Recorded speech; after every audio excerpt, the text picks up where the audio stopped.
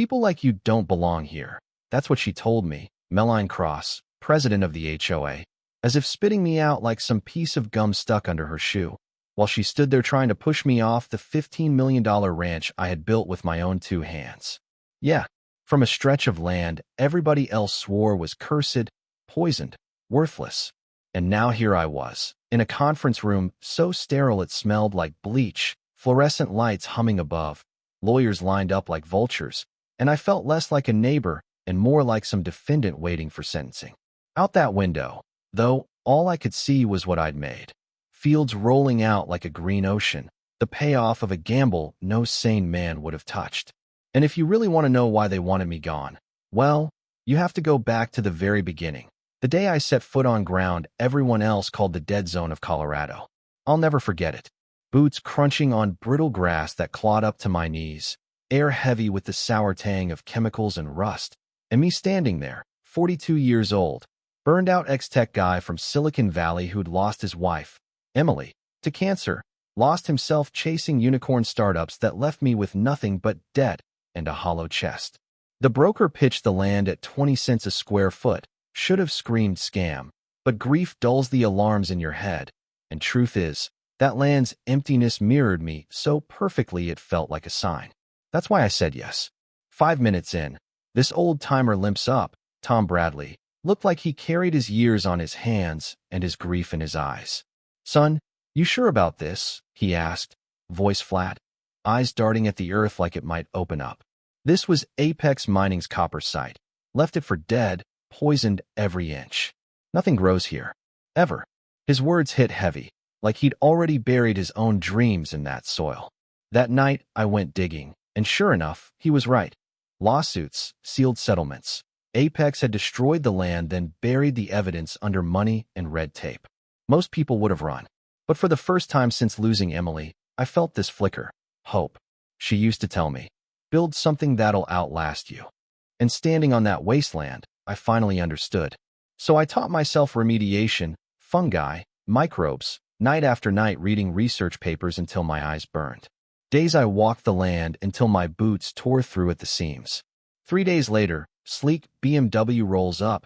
Out steps Melanie Cross in heels sharp enough to gut a rattlesnake, calling herself community representative. Every word was a veiled threat.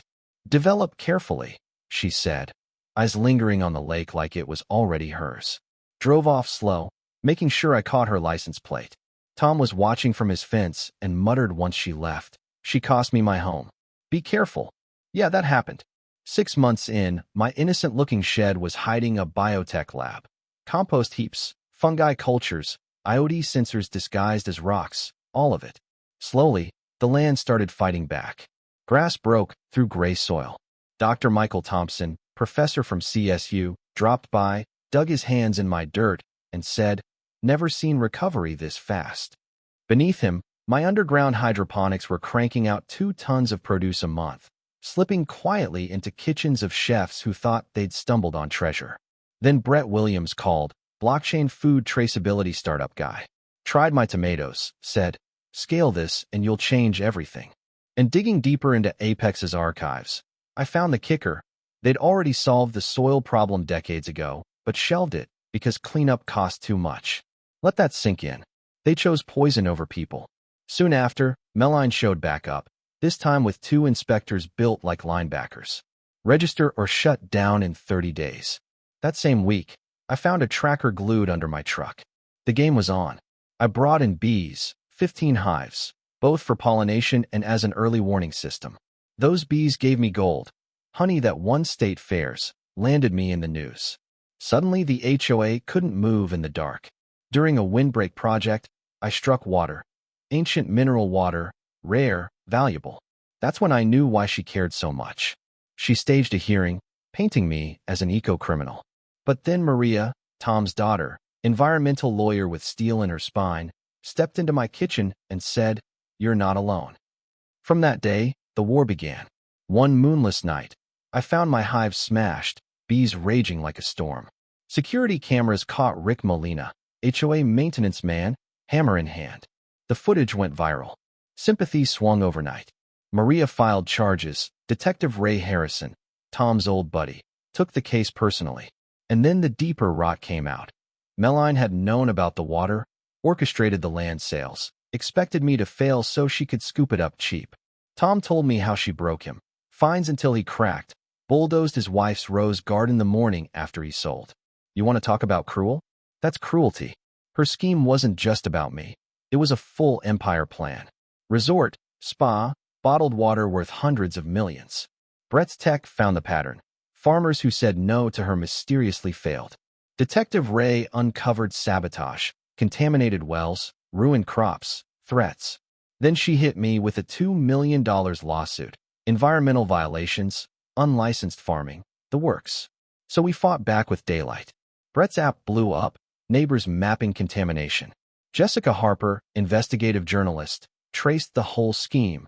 Land grabs, intimidation, even deaths that smelled of foul play. One night I got a call, distorted voice threatening I'd end up like Emily. That's when I knew it wasn't just business, it was personal. And then the twist of all twists. A survey revealed my well tapped into a $2 billion aquifer, biggest in the Rockies. Melline had secret contracts with Aqua Global, plotting to monopolize premium bottled water. Maria went undercover with the FBI, wired up, exposing shell companies, offshore accounts. Brett bombarded the courtroom with drone footage, time-lapse maps, proof that my land had come back to life. The jury saw it all, dead ground blooming again. In that courtroom, her empire collapsed like a rotten barn. Rick flipped, testified about sabotage and worse. Wiretaps caught her bragging about solving problems with sickness. Judge ordered her cuffed right there. Arson, racketeering, attempted murder, you name it. HOA dissolved, accounts frozen, her stunned face plastered everywhere. Out in the street, neighbors hugged. Tom got his land back. 200 folks showed up to replant his wife's rose garden, turning grief into something living again. That fight sparked a movement. Maria testifying before Congress, environmental law clinics multiplying, Brett's app going global. My farm became a research center. Scientists from across the world came to see the impossible turned real. Emma Bradley, Tom's granddaughter, grew into an engineer inspired by bees and soil. And yet, victory never feels final. A letter arrived from Switzerland, promising global opportunities for my methods, and it hit me. This isn't the end, it's just another battle waiting to start. A year later, I stood at Emily's grave with a jar of honey in my hand, sun rising over fields alive with color, and I finally got it. The real harvest wasn't crops or water or lawsuits. It was hope. Hope that stubborn, ordinary people could still beat corruption. That love and grit could heal land and hearts alike. So, if you're sitting in your own storm, tangled in fights you think you can't win, don't give up. You matter. Your fight matters. Tell me, what does justice look like where you live? Drop a comment, share your own battles. Let's talk about it. Because maybe, just maybe, we can change the world one story at a time.